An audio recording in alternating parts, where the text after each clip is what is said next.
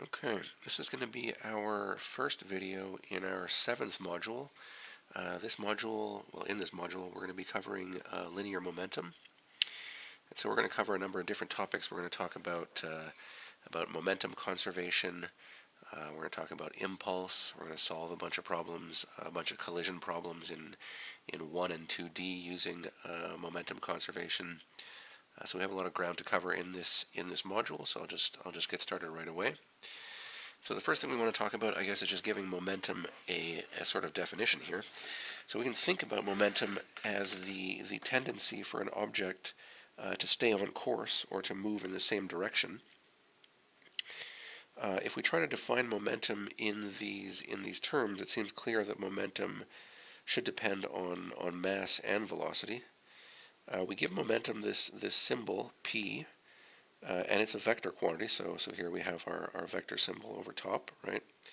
And we define this vector as we see here. So our momentum vector is just our mass times our velocity vector, okay? But we can also strip off the sort of directional information and just talk about the magnitudes involved here. And so we have the magnitude of our momentum defined as the mass times the magnitude of our velocity, which is just our speed, right? And so we're going to find out, well, we're going to see that momentum is conserved, much like we saw that mechanical energy was conserved a couple of modules back, or was that last module? Yeah, I guess last module. And we'll make use of this momentum conservation to solve a bunch of problems, very similar to the way that we did with energy conservation. The SI units for momentum are kilogram meters per second, and so for historical reasons, there's no sort of commonly used SI unit like joules were for energy for momentum. So we just use kilogram meters per second, right? But you can see that maybe sometimes you'll see it written as Newton seconds, right? And we see it that way because we know that a Newton is a kilogram meter per second squared, right? And if we just hit that with seconds, we're going to end up getting a kilogram meter per second, which again is just our units for momentum. Okay, so if you see kilogram meter per second or you see Newton second, you're talking about a momentum. Okay. Okay, so let's do a quick example here, and this will kind of tie momentum into our thinking with energy. We'll take a look at the momentum and the energy of a couple of objects moving with some speed here, and compare them. Okay, so in this example, we want to calculate the momentum of a 110 kilogram football player running at 8 meters per second. Then we're going to calculate the momentum of a 0.4 kilogram football thrown at 25 meters per second. We're going to compare those two, and we're also going to calculate and compare the kinetic energies of these two objects. Okay, so I have the numbers worked out here, but we can sort of work our way through it.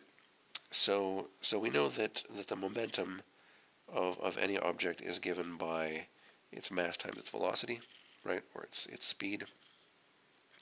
And so we can very quickly sort of get the momentum. So I guess I'll label this as the momentum of the player. This is just going to be the mass of the player. 110 kilograms times the velocity of that player, which was 8 meters per second, giving us 880 kilogram meters per second. The momentum of the ball is going to be 0.4 times 25, and that is going to end up giving us 10 kilogram meters per second. Clean that up a little bit. And so if we take a look at a ratio of these two things, we can see that the momentum of the player over the momentum of the ball is going to be equal to 880 over 10 equals 88.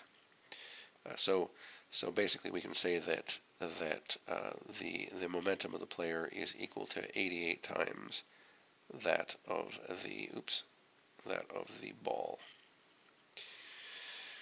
Okay, so let's take a look at their kinetic energies and see if this is sort of a similar result that we get. So we know the kinetic energy of an object is 1/2 mv squared. If we look at the kinetic energy of the player and the kinetic energy of the ball, we're going to end up finding 1/2 110 8 squared and 1/2 0.4 25 squared. Okay, and if we do the calculation, we're going to see that the player has 300 or 3,520 joules of kinetic energy, and the ball has 125 joules of kinetic energy. Again, comparing the two of those, kinetic energy of the player over kinetic energy of the ball, 3520 over 125. If we do that calculation, and again, I should probably have put units here, but we know that in the case of kinetic energy, we're talking about joules. In the case of momentum, we are talking about kilogram meters per second. But so if we do this calculation, we're going to find that this is about 28. And so this is telling us that the kinetic energy of the player is equal to only about 28 times the kinetic energy of the ball, right? And so we see that the ball is moving faster, but the ball is much lighter, right? The ball has less mass. And so we can see that because kinetic energy scale is like velocity squared, velocity is more important for our kinetic energy than it is for our momentum. Okay, and that kind of just puts it into context for us how kinetic energy and momentum sort of relate to one another. Okay, so we'll move on to a slightly different topic here, and this is momentum and Newton's second law. So the importance of momentum as a physical quantity was recognized quite early, and in fact, Newton's second law was originally phrased in terms of momentum. So this was the sort of original form of Newton's second law. And again, reminding you guys, Newton's second law is this equation that we've used a number of times over here, F equals ma. So it was originally written in terms of momentum, or in terms of the change in momentum. So we can see that here we have our vector, our force vector F is equal to the change in momentum as a vector over the change in time. But we can see that really these are the same thing, because we know that momentum can be written as mv, right? So we can look at the change in mv, but we know that really the mass is not changing. It's just the velocity that's changing, so we can factor out this m, and if we do that, we end up with the expression that we see here. And we know that our change in velocity over our change in time is just our acceleration, right? We remember this from our first module on kinematics. And so really we end up right back at our familiar Newton's second law, F equals ma, written in the sort of modern way that we write it now. Okay, so we'll do another quick example here. So we want to calculate the average force exerted on a 0.06 kilogram tennis ball by a racket, and this is sort of when the racket hits the ball, right? We're assuming that the initial velocity of the tennis ball is 0, the final velocity of the tennis ball is 60 meters per second, and that the racket and the ball are in contact for 0.005 seconds, right? So what's the way we would go about doing this? Well, we're going to apply.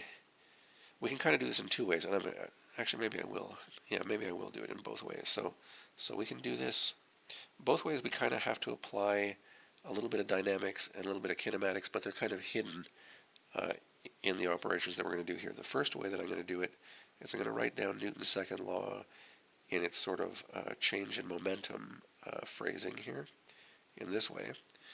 When it's written this way, we know that we can just factor out our m from our momentum, as we just did above, and we end up with a change in velocity over a change in time, right? And now we're basically ready to solve the problem, because we know what the mass is. We know that our change in velocity, well, our change in velocity is just going to be our final velocity minus our initial velocity. And we know that delta t, the amount of time that this change in velocity happens over, well, that's the amount of time that the racket is in contact with the ball, right? And so that's going to be our 0.005 seconds. If we do that calculation, sort of divide the top and then multiply by our 0.06, we're going to find that we have a force of 720 newtons. Now, really, a totally equivalent way to calculate this, but not thinking in terms of this new change in momentum idea, would be just to apply some kinematics and then apply our dynamics. And so, what do I mean by that? Well, we remember that again, acceleration is our change in velocity over our change in time. Or if we wanted to think about this in terms of our equations that we often use when we're doing kinematics, we have an equation that looks like this, and so we can simply manipulate this a little bit. We can move v naught over to this side, giving us a delta v. So we would end up with delta v equals at. But really, when we're writing t in these terms, we're assuming that our t0 is 0 and the t is kind of like delta t, right? So really this is a delta t. So what we end up with is delta v equals a delta t, which is, when rearranged, gives us what we should sort of always think of acceleration like anyway. Acceleration is just a change in velocity over a change in time. Okay, but if we do that, then we can easily use this expression up here to give us our acceleration, which is delta v over delta t. But we know that from the given values above, our delta v is just basically 60, and our delta t is 0.005 seconds, right? If we calculate that, we're going to find that this is 12,000 meters per second squared. It's a terrible m there. Okay, so meters per second squared. But then we have the acceleration, and now we want to get the force that's acting here. Well, we know Newton's second law, F equals ma. We can just take this a, stick it in here, and we were told the mass, right? So we know that our mass is 0.06 kilograms, and our acceleration is 12,000 meters per second squared. And so if you do that calculation, and I probably shouldn't put the units in here if I don't put the units for mass in there. But if you do that calculation, you're going to end up finding that your force is, again, 720 newtons, as it must be, because we're doing the same thing here, right? So that's just one way that we can think about well, we can make use of the different phrasing of Newton's second law and to start thinking about the change in momentum. But this change in momentum can also be sort of very useful to us if we start off from this sort of old definition of Newton's second law, and we simply isolate the change in momentum, and we just name this change in momentum our impulse. We call this our impulse. Then we get this very useful equation here. So this is our impulse equation, and really there's nothing fancy about it. It's just a rephrasing of Newton's second law again, but written in this way. We call this change in momentum impulse, and we can use that to solve a bunch of other interesting problems. Okay, so this impulse equation starts off as a vector equation, but like we often can, we can peel off the directional information, and we end up with just the magnitudes. So we have our change in momentum is equal to the force, the applied force, times the amount of time that applied force is acting. Okay. And so, well, basically what I'm saying here is that this definition is just telling us what we just sort of discussed here, right? So this paragraph here is just telling us that our change in momentum is just equal to the applied force times the amount of time that force acts for. Okay. Now this equation assumes that we're dealing with a constant force, right? And quite often when we're doing problems like this, we're assuming that the force that we're working with is a constant force. But really, in reality, in the real world, forces are rarely actually constant. So I'm just going to quickly draw. I have a little drawing over here. I'll try to reproduce it over here. But basically what we often have is, let's say we have time running in this direction and we have our applied force running in that direction.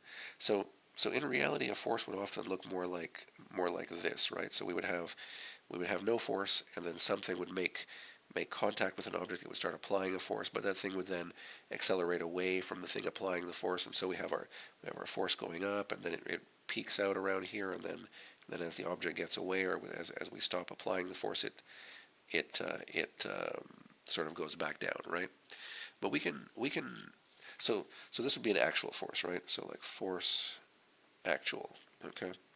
But we can pretty well approximate this force, and this force is acting from some time t1 to t2. But we can pretty well approximate this force simply by approximating it as a constant force from t1 to t2, right? With a sort of shape like this. So even though we know this is not really the way that the force is applied, we can make a good approximation by calling this not constant force, this will be our effective force, by calling this actual force, which is not actually constant, by replacing it with this effective force, which is constant, and it gives us a pretty good approximation to the not constant force which is applied. Okay. So that kind of introduces impulse, but now we're going to do a little more of a complicated example using impulse. We're going to take a look at the impulse applied to two identical billiard balls as they strike a rigid wall. Okay, so I'll set up the problem here, and then we'll solve it. So we have two identical billiard balls striking a rigid wall with the same speed. Okay, so the balls both originally have the same speed, even though they don't have the same direction. So two identical balls striking a rigid wall with the same speed. They're reflected without any change in their speed. The first ball strikes the wall perpendicular to the wall, and the second ball strikes the wall theta from perpendicular to the wall and bounces off theta perpendicular to the wall. Okay, so we want to calculate the ratio of the magnitudes of the impulse on the two balls by the wall. And I made this adjustment here. I had a little typo in there. Okay, so let me maybe first just draw a diagram here. So this is going to be ball one, and ball one is the one that strikes the wall. Well, here I'll draw it so we can see it. So let's imagine this is our y-axis, but this is also our wall. Okay, and we would have some x-axis running in this direction. And for the first one, our ball one, we can imagine the ball one is right here.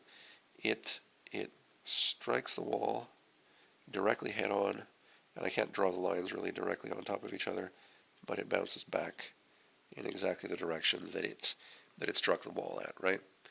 And so we can think of, well, what's happening here? We're going to have some initial, well, I'll call it momentum 1 initial and momentum 1 final, right? But we know that all these balls, well, okay, maybe I'll draw ball number 2 first. So let's look at ball number 2 now. Same sort of setup here. We have our rigid wall, right? And we put our y-axis in that wall. And then we have our x-axis running in this direction. But this time we have our ball coming in at some sort of an angle here. It bounces off the wall and bounces off in this direction here.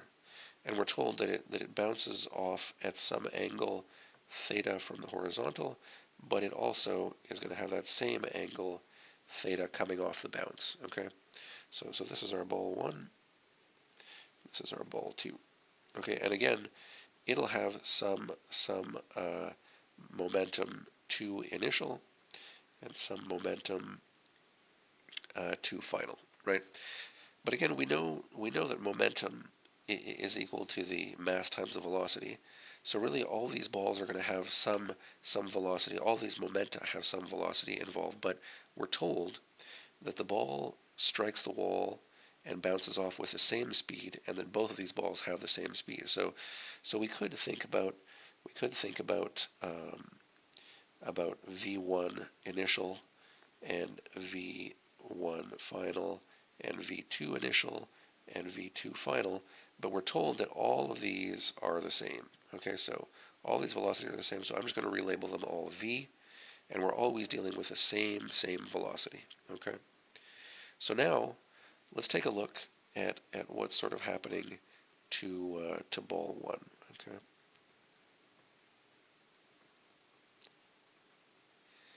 Okay, so for ball 1, we're going to want to start off as we do with so many of these problems, where we're not always working in one of our cardinal directions. We're going to want to break this up into the x and y components. Okay, so we can break up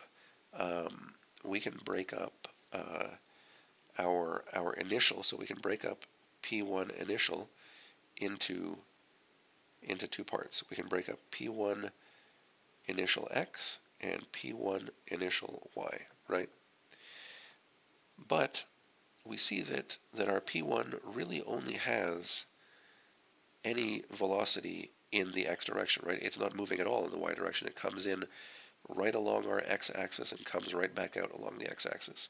So it really only has mv in the x direction, and it has nothing going on in the y direction, right? We can do the same for the ball coming out, so we can do the same for P1 final. If we break that up, we can see that P1 final x and P1 final y are going to be equal to, well, P1 final x is going to be the same thing, except our velocity is the same in magnitude, but it's exactly opposite in direction. So in the x direction, we're just going to end up with minus mv, right? Because the velocity is just operating in exactly the opposite direction. I mean, I could have written this, I'm kind of getting tight on space here, but I could have written this as m minus v, right? Because our velocity is just in the exact opposite direction. But I'll clean that up a little bit, and I'll just write it as minus mv, okay? And again, on the way out, we have no momentum in the y direction because we have no velocity in the y direction. So that's all we have sort of going on in our first collision. Okay, so let's take a look at the change in momentum, right? So the change in momentum, we can write, we can write the change in our x momentum. So the change in, and I'm kind of struggling here because we're going to have so many of these subscripts here, but I guess I'll keep them all just to keep it clear. So we can look at the change in our P1 x momentum, and that's just going to be equal to our P1 x final minus our P1 x initial, right? And so if we do that, we can see that this is really going to be, well, what's our P1 x final? That's just minus mv minus what's our P1 x initial? Well, that's mv, right? And so if we subtract those, we're going to end up with a minus 2 mv. Okay. Now what's happening in our y direction? Well, we can see here our change in P1y. Well, that's going to be equal to P1y final minus P1y initial. But that's really just 0 minus 0. And that's going to be 0 as we would expect. We don't expect any change in our y direction momentum because there is no motion in the y direction to begin with or in the end, so none of that's going to change, right? So that's great. We can then put it all back together. Like, we're still just dealing with vectors, right? So we can put all this back together. And I think I'm going to need more space here. So we can put all this back together just using the same old tools that we used to use for all other vectors, right? So we can see that our delta P1, well, this is just going to be equal to our delta P1x squared plus delta P1y squared, right? And if we do that, maybe I will, can I squeeze this in here? I can probably squeeze this in here.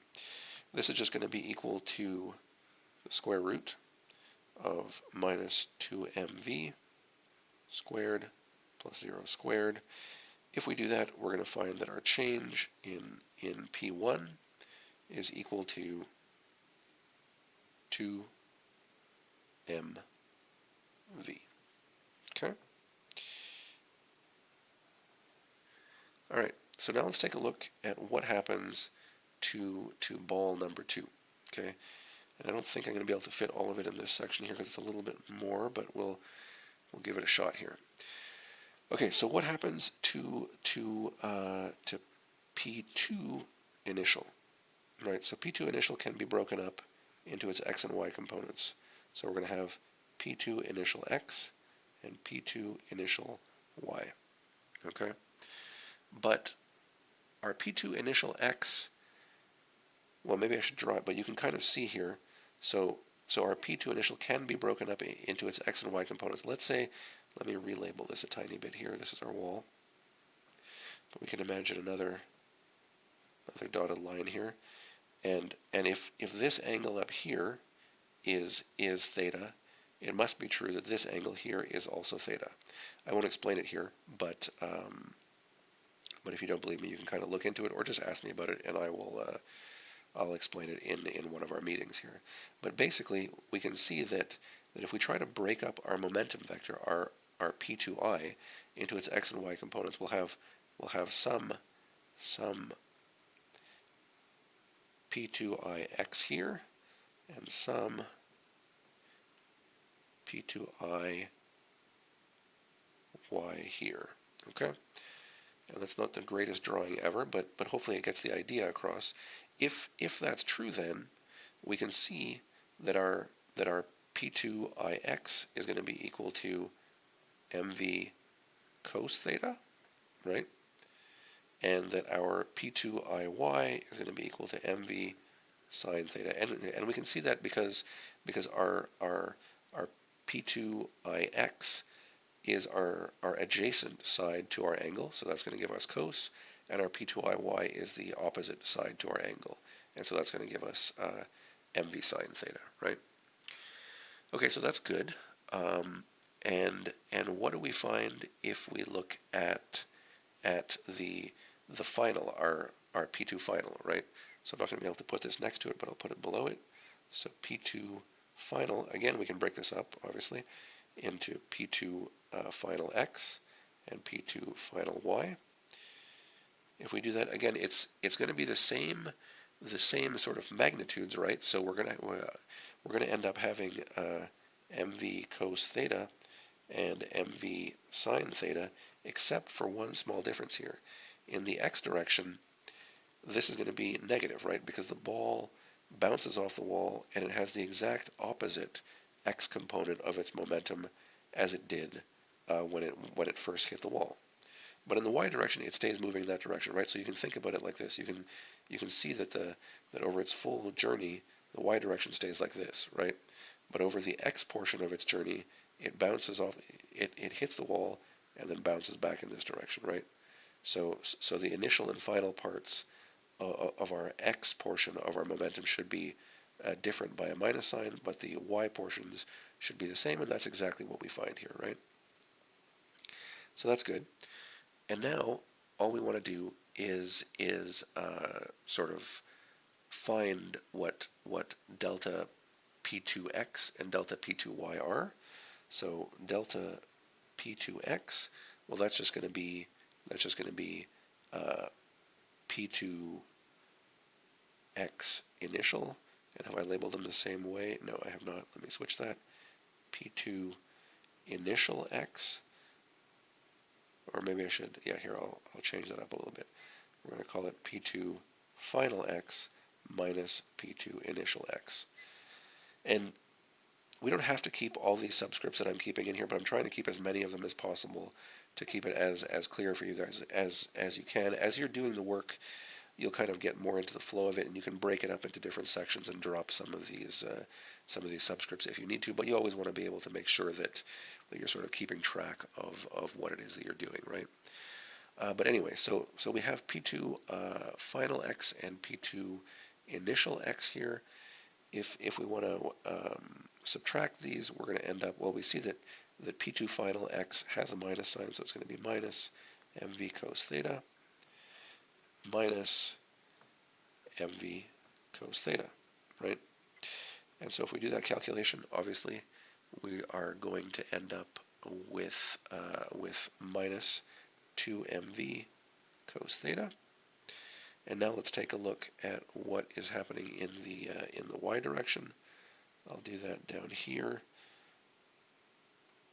Maybe I'll keep it separated like this so it kind of follows the same flow.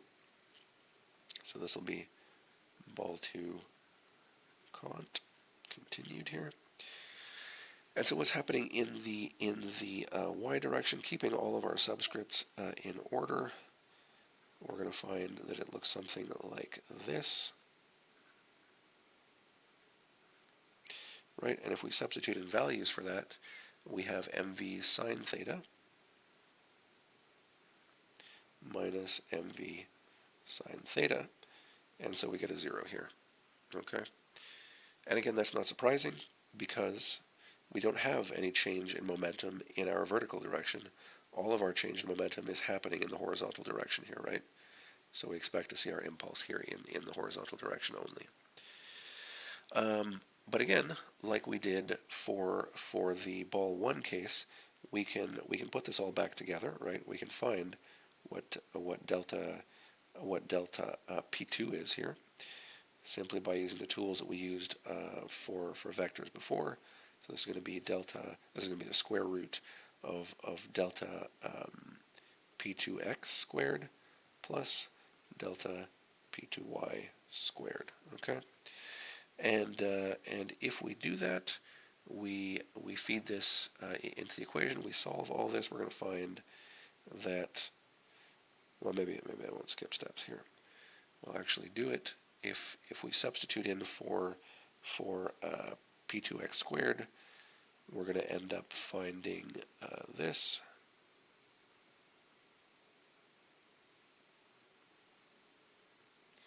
This is our substitution for P2y, and if you do the calculation, we're just peeling off the minus sign here because we're squaring our negative number and then taking the square root of it, and so we're going to find that delta P2 is equal to 2 mv cos theta. Okay, so that's that value. Now we're interested in comparing the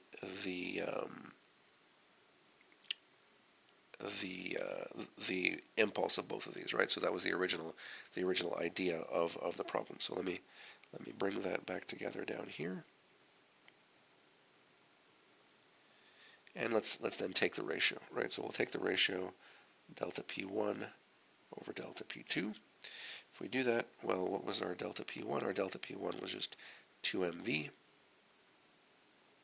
Our delta P2 is 2mv cos theta.